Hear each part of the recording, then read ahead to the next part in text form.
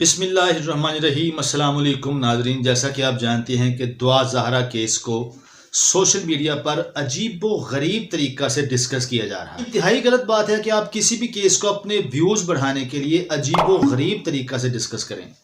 अभी मैं सुबह एक वीडियो देख रहा था कि उसमें एक साहिब थे जो कि इस केस के हवाले से अपनी खताबत झाड़ रहे थे, अपनी सहाफ़त झाड़ रहे थे, और वो इस केस के बारे में इतनी गलत बातें कर रहे थे कि मैं आपको बता नहीं सकता। जबकि हकीकत यह है कि अभी तक ना तो दुआ ज़हरा अपने वालिदैन के घर वापस आई है और ना ही अदालत आलिया ने उन दोनों का निकाह मनसूख करवाया। अब जो असल सवाल है वो ये है कि इस निकाह की आइनी और शरई हैसियत क्या है। इस पर मैं थोड़ी डिस्कस करना चाहता हूँ, और वो डिस्कस मैं एज ए जर्नलिस्ट करूँगा, क्योंकि इसकी बारीक बीनियों से वकला हजरात और जज साहिबान ही बखूबी वाकिफ़ हो सकते हैं। आखिर में आपको ये बताऊंगा कि दुआ ज़हरा के वालिद महदी काज़मी को ये केस ख़त्म करने के लिए कितने पैसों की ऑफ़र हुई और किस तरफ से ये ऑफ़र की गई। तो नाज़रीन, सबसे पहले इस निकाह की आईनी हैसियत को जानने की कोशिश करते हैं। आईन पाकिस्तान हर आकिल और बालिग शख्स को जिसकी उम्र 18 साल हो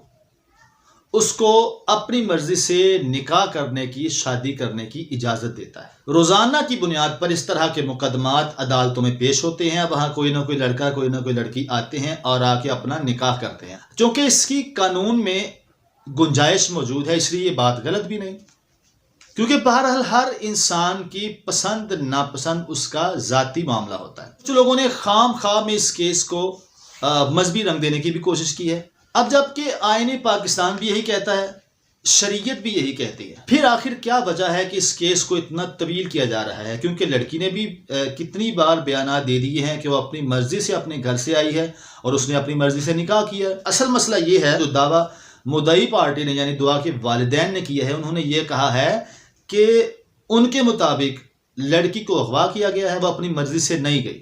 दूसरी बात ये कि लड़की बालिग नहीं है, आकिल नहीं है, उसकी उम्र 14 साल है और उनके पास सबूत भी मौजूद है। उनके पास उसका बर्थ सर्टिफिकेट मौजूद है, अपना निकाहनामा मौजूद है, नादरा की रसीदें उनके पास मौजूद हैं।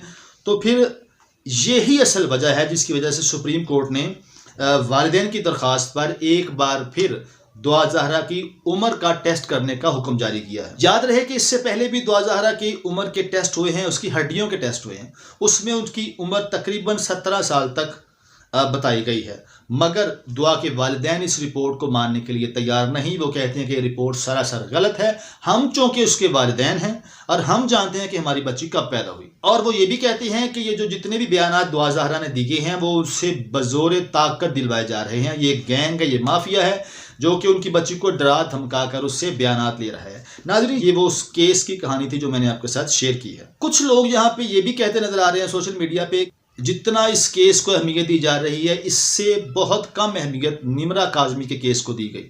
तो मेरा फ़कत उनके लिए यही जवाब है कि किसी की नज़र में अहमियत हो या ना हो, उन वालिदैन की नज़र में ज़रूर अहमियत होती है जिनकी बच्ची उनको नहीं मिल रही होती, जिनकी बेटी 2 माह से घर से गायब हो। उनको रातों को नींद कैसे आती हो? निमरा काजी वाले केस में इतने सारे लोगों ने स्टैंड ना लिया हो, मगर ये सच्ची बात है। हकीकत ये है कि मैंने जिस भी बंदे से इस मामले पर बात की है, हर बंदा मुझे दुखी नज़र आया है, हर बंदा इस मामले में परेशान नज़र आया। हर बंदे ने यही कहा है कि दुआ ज़हरा के वालिदैन जिस तरह के भी लोग हैं, मगर हकीकत है कि उनको उनकी बच्ची नहीं मिल रही। उनके बकौल के दुआ ज़हरा की वालिदा के आंसू और महदी काज़मी साहिब की अनथक जद्दोजहद, ये 2 ऐसे काम हैं जो कि हर औलाद वाले बंदे को सोने नहीं देते। वो उन्हें इस बात पर मजबूर करते हैं कि उनको दुआ काज़मी के वालिदैन के साथ स्टैंड लेना चाहिए। लोग कहते हैं कि जब भी किसी के घर में कोई बच्ची पैदा होती है तो वालिदैन उसके मुस्तकबिल के बारे में सोचते हैं, मगर अगर खुदा न खास्ता किसी के वालिदैन के साथ इस तरह का कोई हादसा रोनुमा हो जाए तो यकीनन इसकी परेशानी, इस दुख और कर्ब का अंदाज़ा वही वालिदैन लगा सकते हैं जिनकी औलाद होती। आखिरी बात यह है कि ये सबसे ज़्यादा सोशल मीडिया पे गर्दिश कर रही है बात कि काज़मी साहिब को कुछ लोगों ने कुछ रकम ऑफ़र की है, और ये बड़ी माकूल तादाद में रकम थी। ऑफ़र की है कि आप इस केस से पीछे हट जाएं और ये बच्ची अपनी हमारे हवाले कर दें। बड़ा अजीब व गरीब मफरूज़ा है ये, इंतहाई गलत बात है। कोई भी बंदा ये बात मानने को तैयार नहीं है, क्योंकि कोई भी इंसान अपनी बच्ची की किसी से क्या कीमत ले सकता है। और फिर महदी काज़मी साहब जैसा बंदा, ये तो वो शख्स है, पूरी दुनिया ने देखा है इस बंदे ने किस तरह अपनी औलाद की खातिर स्टैंड लिया। ये एक इंतहाई मजबूत इंसान है।